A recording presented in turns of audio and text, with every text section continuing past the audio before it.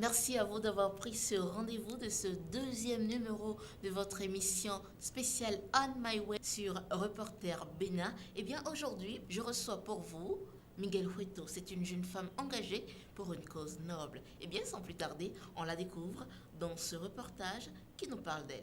Engagée, elle est toujours au premier rang en ce qui concerne la promotion des droits humains.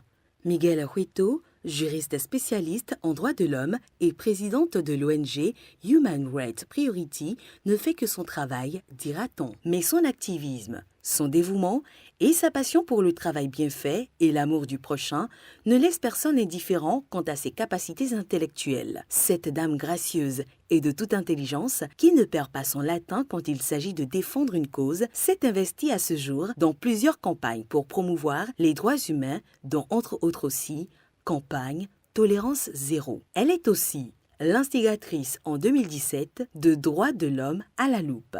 Miguel Hueto fait partie des 10 femmes béninoises qui ont impacté en 2018 pour Reporter Bénin.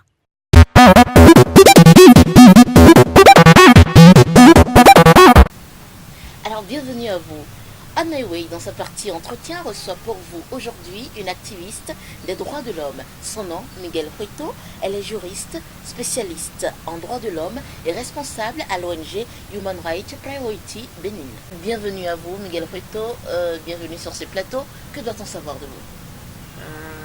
J'avoue que quand on m'a raconté l'histoire de ma naissance, ça m'a fait marrer. Ma mère m'a raconté que la nuit où j'ai vu le jour, il y avait une dame qui est décédée dans la maison. Et pendant que le corbillard était venu la chercher, donc quand son corps, elle a commencé par avoir des douleurs de contraction. Elle m'a donc, elle s'est levée et elle a pris la route avec mon père. C'était tard la nuit donc. Okay. Et le corbillard, les dépassants leur disait, si vous ne trouvez pas de moyens pour aller à l'hôpital, je reviendrai vous chercher. Carrément. Hein? Et quelques minutes plus tard, le corbillard revenait les chercher, effectivement. Donc, ma mère s'est rendue à Lomel en corbillard. Et c'est ainsi que j'ai vu le jour. Est-ce que tout vous prédestinait à être une femme défenseur des droits de l'homme? Je peux dire oui.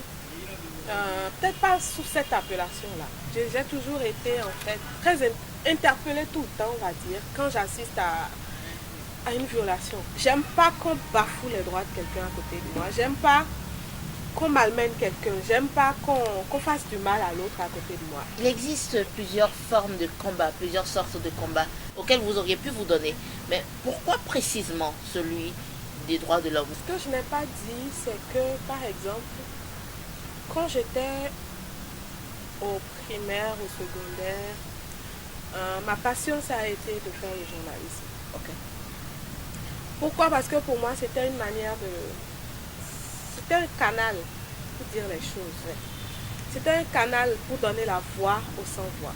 C'était un canal pour faire de la lumière sur un certain nombre de choses et amener qui de droit s'en apercevoir pour prendre action, afin d'améliorer le quotidien des gens. Mais par la suite, la vie m'a demandé carrément d'aller faire autre chose. Donc je suis allée faire le droit.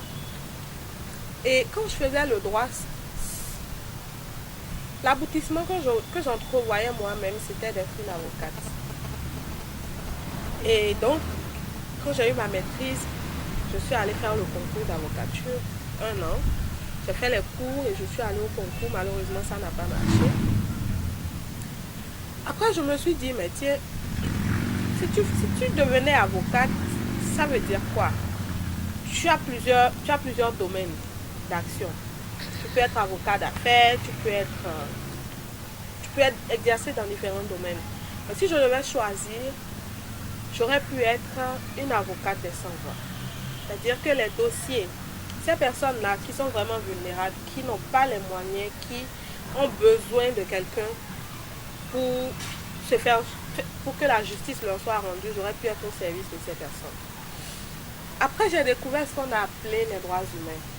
Plus tard, j'ai eu la chance et le bonheur d'obtenir une bourse pour faire un master 2, un master recherche en droit de la personne et de la démocratie à la chaire UNESCO.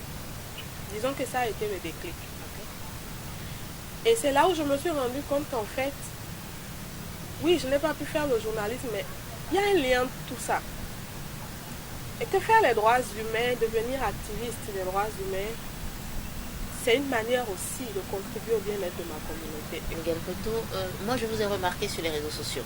J'ai commencé à vous suivre, je vous ai suivi pendant de longs mois et j'ai voulu m'intéresser à vous. Aujourd'hui, depuis que vous avez commencé ce combat, quel bilan faites-vous? Vous savez, les droits humains ont ceci de particulier que arriver au changement de comportement peut prendre du temps.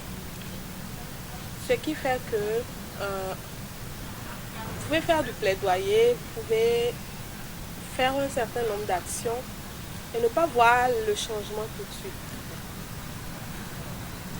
Il est vrai aussi que pour moi, Miguel, la satisfaction je ne l'attends pas maintenant.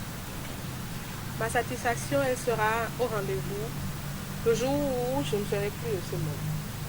Le jour où je serai peut-être comme les gens le disent en Afrique, je serai dans les jarres, je serai dans l'eau qui coule quelque part en train de regarder tout ce qui se passe au Bénin et de me dire que oui, quelque chose a changé.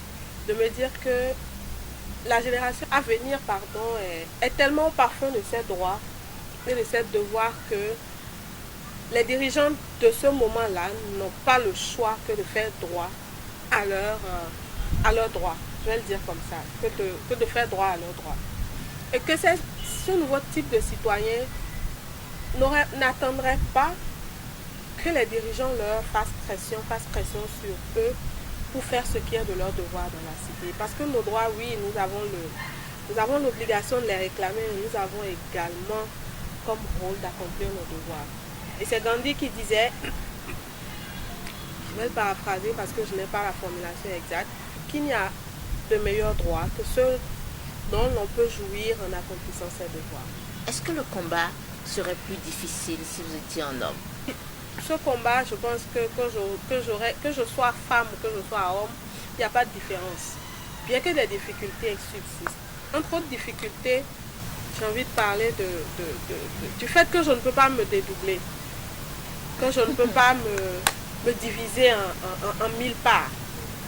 Parce que parfois quand je parcours le Bénin, je me rends compte qu'il y a tellement à faire. Il y a tellement à faire, oui. Il y a tellement à faire que, et je disais à quelqu'un il y a quelques jours, que parfois je me sens comme une goutte d'eau.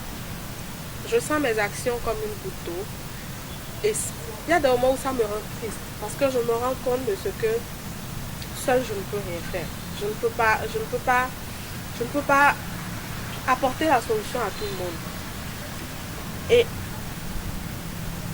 malgré cela, ça m'encourage quand même à aller de l'avant. Parce que je me dis qu'une personne que je touche, une personne que j'impacte, devient une autre goutte. Et j'ai l'espoir que la somme de toutes ces gouttes, dans 5 ans, dans 10 ans, va contribuer à outiller suffisamment tous les Béninois, mais je dis bien tous les Béninois, sur la question des droits humains. Est-ce que vous avez un message à l'endroit du peuple, à l'endroit des autorités? Davantage d'humanité, parce que nul ne doit être heureux tout seul. Vous savez, vous êtes dans un quartier, vous vivez bien, vous vous débrouillez, mais à côté de vous, il y a des gens qui meurent de faim.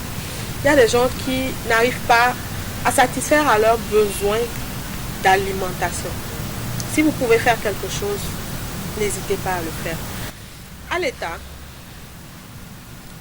quand je pense à l'État, là tout de suite, c'est le président Patrice Talon qui me vient à l'esprit. Parce qu'aujourd'hui, c'est lui qui est aux commandes du Bénin. Je ne doute pas des efforts que vous faites, monsieur le président. Je ne doute pas de l'insomnie que vous pouvez avoir, rien qu'à penser à l'immensité de la tâche qui vous attend au quotidien.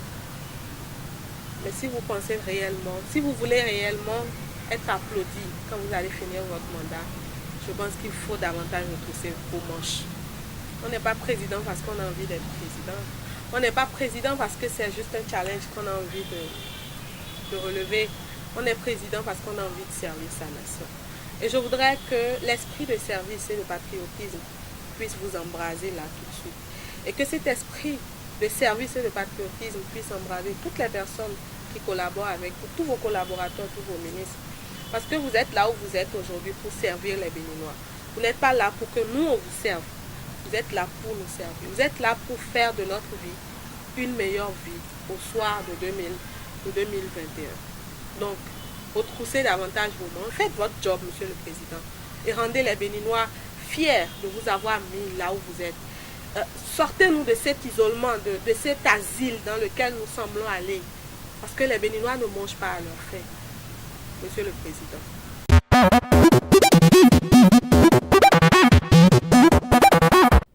Et juste derrière cet entretien très riche, très passionnant, on la retrouve pour répondre à vos questions dans la rubrique Ask Me.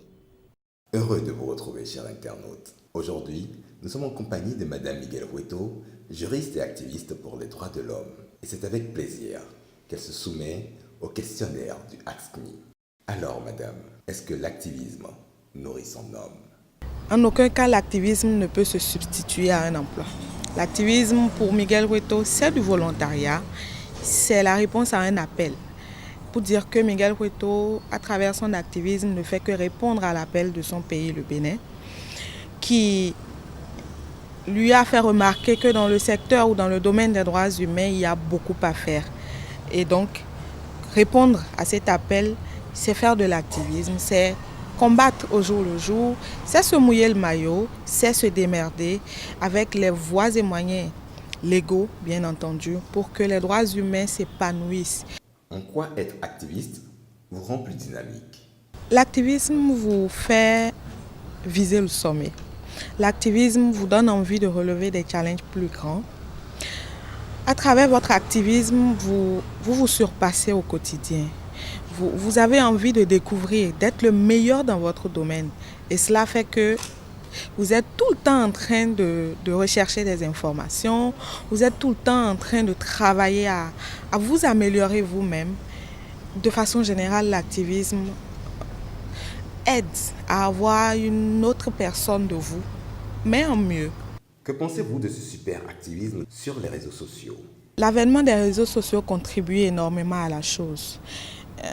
Cela contribue à ce qu'aujourd'hui l'activisme, ce mot-là, soit un peu galvaudé et que toutes les personnes où qu'elles se retrouvent donnent l'image ou donnent l'impression de se battre pour une cause. Autrement, oui, l'activisme aujourd'hui tend à être galvaudé, mais je pense que ceux qui vous observent, ceux qui vous regardent également ont plusieurs canaux pour vous suivre, pour mieux checker, pour mieux déceler ce que vous avez comme potentialité. Mais j'ai envie de dire que beaucoup ne comprennent pas qu'on ne va pas à l'activisme parce que l'on a envie de se faire de l'argent. Beaucoup ne comprennent pas que être activiste, c'est se mettre au service des autres. Beaucoup n'appréhendent pas le fait que l'activisme rime avec un emploi. Faites-vous ou ferez-vous de la politique? Je dois dire que pendant longtemps, j'ai pensé à la chose. Même que j'ai côtoyé un peu le monde politique. Et très tôt, je me suis rendu compte que ce n'était pas un monde forcément qui s'alliait à la personnalité de Miguel Hueto. Pour moi, aujourd'hui, c'est un monde qui, à un moment donné, ne cadrait vraiment pas avec qui je suis. Mais évoluant, je me rends également compte que faire la politique, ça forge votre personnalité. Mais pour conclure sur la question, je dirais que wait and see. Merci, madame, et à bientôt. Oups, et c'est déjà la fin de cette émission spéciale On My Way sur Reporter Bénin. C'est le 2e numéro avec la clé La deuxième femme ayant marqué pour nous l'année 2018. On l'a remarqué sur les réseaux sociaux. Elle mène le combat pour nos droits, pour les droits humains. C'est le visage de la défense des droits humains aujourd'hui au Bénin. Merci de nous avoir suivis. Merci d'avoir passé ce moment ultra passionnant avec nous. Vous avez aimé? Laissez-nous vos commentaires sur toutes nos pages Facebook, Twitter, Instagram et sur notre site www.reporterbenin.com. On se retrouve pour un 3e numéro avec un 3e visage de femme.